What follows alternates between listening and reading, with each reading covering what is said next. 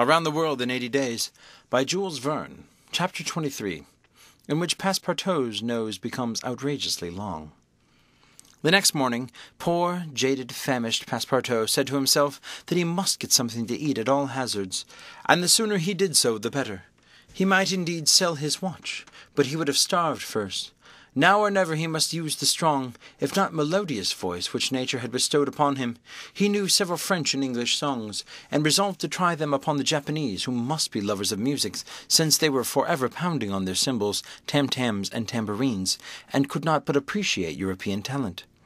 It was perhaps rather early in the morning to get up for a concert, but the audience prematurely aroused from their slumbers might not possibly pay their entertainer with coin bearing Mikado's features.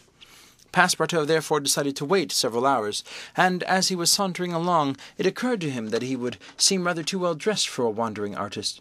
The idea struck him to change his garments for clothes more in harmony with his project, by which he might also get a little money to satisfy the immediate cravings of hunger.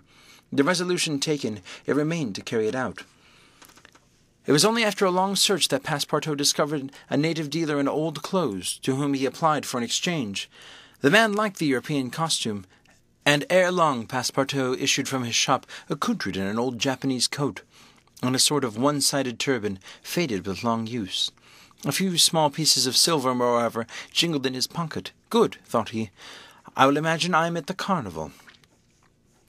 His first care, after being thus Japanesed, was to enter a tea-house of modest appearance, and, upon half a bird and a little rice, to breakfast like a man, for whom dinner was not yet a problem to be solved.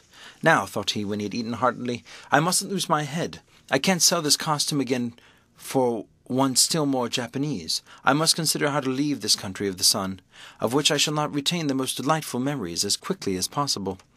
It occurred to him to visit the steamers which were about to leave for America, and he would offer himself as a cook or servant in payment of his passage and meals. Once at San Francisco, he would find some means of going on. The difficulty was how to traverse 4,700 miles of the Pacific, which lay between Japan and the New World.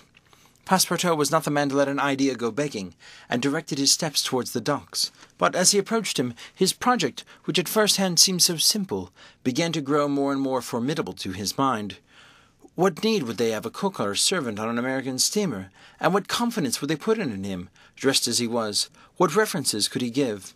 As he was reflecting in the wise, his eyes fell upon an immense placard which a sort of clown was carrying through the streets. This placard, which was in English, read as follows: Acrobatic Japanese Troupe, Honorable William Bettelcar, Proprietor. Last representations, prior to their departure to the United States, of the long noses, under the direct patronage of the god Tingo. Great attraction. The United States, said Passepartout, that's just what I want. He followed the clown, and soon found himself once more in the Japanese quarter. A quarter of an hour later he stopped before a large cabin, adorned with several clusters of streams, the exterior walls of which were designed to represent in violent colors, with perspective, a company of jugglers. This was the Honorable William Bettelcar's establishment. That gentleman was a sort of Barnum, the director of a troupe of mountebanks, jugglers, clowns, acrobats, equilibrists, and gymnasts, who, according to the placard, was giving his last performance before leaving the Empire of the Sun for the States of the Union. Passepartout entered and asked for Mr. Bettelcar, who straightway appeared in person. What do you want? Said he to Passepartout, whom he at first took for a native.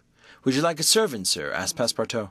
A servant? Cried Mr. Bettelcar, caressing the thick grey beard which hung from his chin. I already have two who are obedient and faithful, have never left me and serve me for their nourishment, and here they are, he added, holding out his two robust arms, furrowed with veins as large as the strings of a bass viol. So I can be of no use to you? None. The devil! I should so like to cross the Pacific with you. Ah, said the Honourable Mr. Bettelcar, you know more Japanese than I am, a monkey. Who are you dressed up in that way? A man dresses as he can. That's true. You are a Frenchman, aren't you? Yes, a Parisian of Paris. Then you ought to know how to make grimaces. Why, replied Passepartout, a little vexed that his nationality should cause this question. We Frenchmen know how to make grimaces, it's true, but not any better than the Americans do. True. Well, if I can't take you as a servant, I can as a clown. You see, my friend, in France they exhibit foreign clowns, and in foreign parts French clowns. Ah.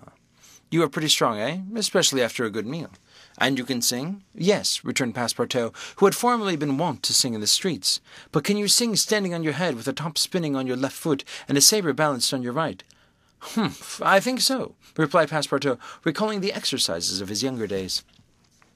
"Well, that's enough," said the Honourable William Batulcar. The engagement was concluded then and there. Passepartout had at last found something to do. He was engaged to act with the celebrated Japanese troupe. It was not a very dignified position, but within a week he would be on his way to San Francisco. The performance, so noisily announced by the Honourable Mr. Batulcar, was to commence at 3 o'clock, and soon the deafening instruments of a Japanese orchestra resounded at the door. Passepartout, though he had not been able to study or rehearse a part, was designated to lend the aid of his sturdy shoulders in a great exhibition of the human pyramid, executed by the long noses of the god Tingu. This great attraction was to close the performance. Before 3 o'clock, the large shed was invaded by the spectators, comprising Europeans, natives, Chinese, and Japanese, men, women, and children, who precipitated themselves upon the narrow benches and into the boxes opposite the stage. The musicians took up a position inside, and were vigorously performing on their gongs, tam-tams, flutes, bones, tambourines, and immense drums.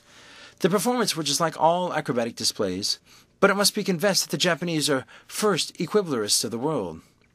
One, with a fan and some bits of paper, performed a graceful trick of butterflies and the flowers.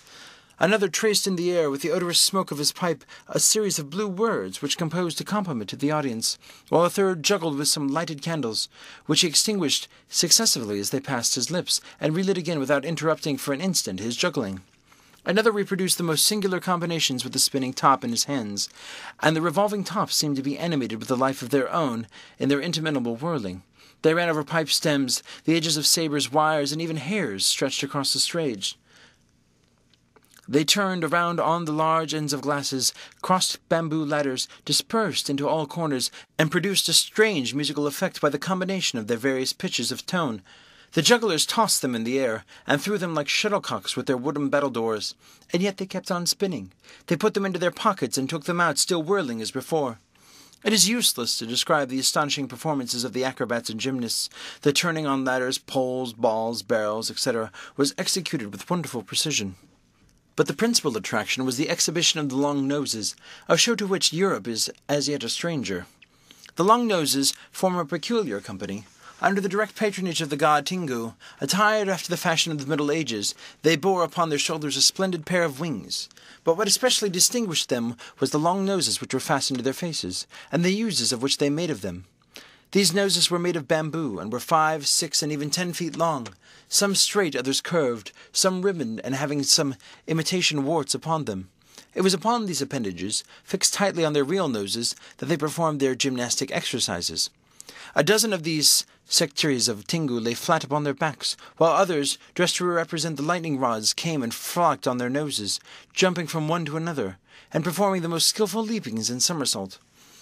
As a last scene, a human pyramid had been announced, in which 50 long noses were to represent the carved juggernaut. But instead of forming a pyramid by mounting each other's shoulders, the artists were to group themselves on top of the noses. It happened that the performer who had hitherto formed the base of the car had quitted the troupe, and as to fill the part, only strength and adroitness were necessary. Passepartout had been chosen to take his place. The poor fellow felt really sad when, melancholy reminiscence of his youth, he donned his costume, adorned with vari-coloured wings, and fastened to his natural feature a false nose 6 feet long. But he cheered up when he thought that this nose was winning him something to eat. He went upon the stage and took his place beside the rest who were to compose the base of the carved juggernaut. They all stretched themselves on the floor, their nose pointed to the ceiling. The second group of artists disposed themselves on the long appendages, and a third above these, and a fourth, until a human monument reaching to the very cornices of the theatre soon arose on the top of the noses. This elicited a loud applause, in the midst of which the orchestra was just striking up a deafening air when the pyramid tottered. The balance was lost, one of the lower noses vanished from the pyramid, and the human monument was shattered like a castle built of cards. It was Passepartout's fault.